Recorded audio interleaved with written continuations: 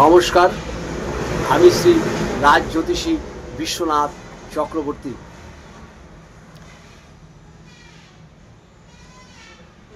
আশা করি ভালোই আছেন।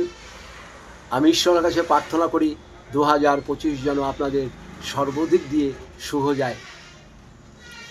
মিথুন লগ্ন যারা আছেন, আপনাদের হাতে প্রচুর পরিমাণে পয়সা খরচ হয়ে গেল। পয়সা আপনাদের একদম তলানিতে নেমে গেছে। যারা ব্যবসা করেন তাদেরও এবং যারা চাকরিজীবী তাদেরও অর্থ কিন্তু আপনাদের হাতে একদমই থাকছে না। অর্থ আপনাদের হাতে একদমই থাকতে চাইবে না। তার একটাই কারণ, বর্তমানে আপনাদের দ্বাদশে বৃহস্পতি আছে, ব্যয়স্থানে আপনাদের বৃহস্পতি আছে। বৃহস্পতি এমনিতেই আপনাদের অশুভ, তারপরে সে আবার ব্যয়স্থানে আছে। যেটুকু অর্থ রোজগার করবেন তার থেকে বেশি আপনাদের খরচ হয়ে যাবে। এটা পুরুষ বা মহিলা, আমি সবাইকে বলছি, পুরুষ এবং মহিলা উভয়কেই আমি বলছি, পয়সা আপনাদের হাতে এখন থাকবে না। ধার হয়ে যাবে, দেনা হয়ে যাবে, কিন্তু এগুলো সব ঠিক হয়ে যাবে। এই বৃহস্পতি আপনাদের লগ্নে কিছুদিনের মধ্যেই আসবে। আমি মিথুন লগ্ন নিয়ে বলছি। রাশি আপনাদের যেটাই হোক, রাশির গুরুত্ব কম, লগ্নের গুরুত্বটাই সব থেকে বেশি ধরা হয়। আর আপনারা দেখবেন ঠান্ডা আপনাদের বেশি না লাগে, একটু ঠান্ডা লাগার সম্ভাবনা আছে। বর্তমানে আপনাদের যে সময়টা আছে, চতুর্থ স্থানে, মিথুন লগ্নের চতুর্থ স্থানে কিন্তু কেতু আছে। চতুর্থ স্থানে কেতু থাকার মানে হচ্ছে, চতুর্থ স্থানকে আমরা বলি মাতৃস্থান এবং গৃহস্থান। গৃহেতে কিন্তু আপনারা খুব একটা শান্তি পাবেন না। যখনই বাড়িতে আপনি আসবেন তখনই দেখবেন একটা খিচিমিচি ভাব।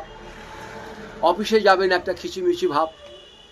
দোকানে বসবেন, দোকানদারি করবেন, সেখানে আপনার একটা অ্যাংজাইটি খিচিমিচি ভাব থাকবে। মানসিক শান্তি আপনি পাবেন না এই কেতুর জন্য চতুর্থ থাকাতে। আর কি হতে পারে? মায়ের শরীর খারাপ হতে পারে। মায়ের শরীর কিন্তু আপনাদের লক্ষ্য রাখতে হবে। মাকে লক্ষ্য রাখতে হবে, কেন জানতে হবে, মাই কিন্তু আমাদের পৃথিবীর সর্বসর্বা। যাদের মা নাই তারাই একমাত্র বুঝতে পারেন মা কী জিনিস ছিল। আর যাদের মা আছে, আমি তাদের অনুরোধ করে বলবো, মাকে সম্মান করবেন, মাকে ভালোবাসবেন। যতই বিপদ আসুক না কেন, মায়ের আশীর্বাদ যদি থাকে, সেই বিপদ জলের মতন পার হয়ে যাবে। মিথুন লগ্ন যারা আছেন, মায়ের শরীরের উপরে লক্ষ্য রাখবেন। এগুলো কিন্তু আপনাকে রাখতেই হবে।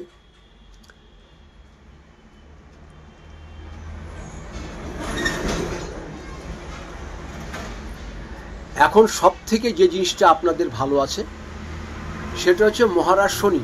মহারাজ শনি আপনাদের খুব ভালো, মহারাজ শনি আপনাদের খুবই ভালো। কিন্তু এই মহারাজ শনি আছে আপনাদের নবম স্থানে আছে, মানে ভাগ্যস্থানে আছে। শনি আপনাদের অষ্টমপতি প্লাস নবমপতি। নবমপতি হওয়াতে শনি আপনাদের ভাগ্যপতি। এই মহারাজ শনি, আপনারা মনে মনে যারা ভাবছেন একটা গাড়ি আমার কেনা দরকার, আপনার গাড়ি খুব তাড়াতাড়ি হয়ে যাবে। একটা চাকরি দরকার, চাকরি আপনার জোগাড় হয়ে যাবে। ব্যবসা লস খেয়েছেন, ব্যবসা 3 মাস পর থেকে খুব ভালো চলবে। কিন্তু আপনাদের কি কাজ করতে হবে? মহারাজ শনিকে আপনারা সবসময় শ্রদ্ধা করবেন। যেমন কিভাবে করবেন? শনিবার দিনকে নিরামিষ আহার করুন, শনিবার দিন অনাথ মানুষকে কিছু দান করুন।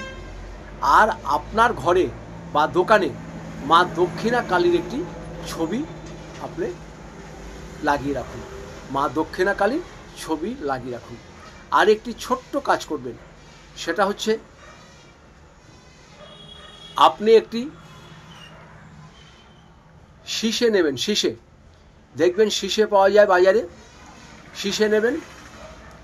সেই শিশেটাকে স্নান করার জলে শিশেটাকে আপনার রেখে তারপরে সেই জলটা দিয়ে আপনার স্নান করবেন।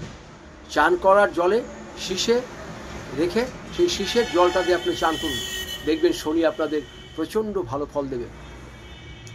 আরেকটি ছোট্ট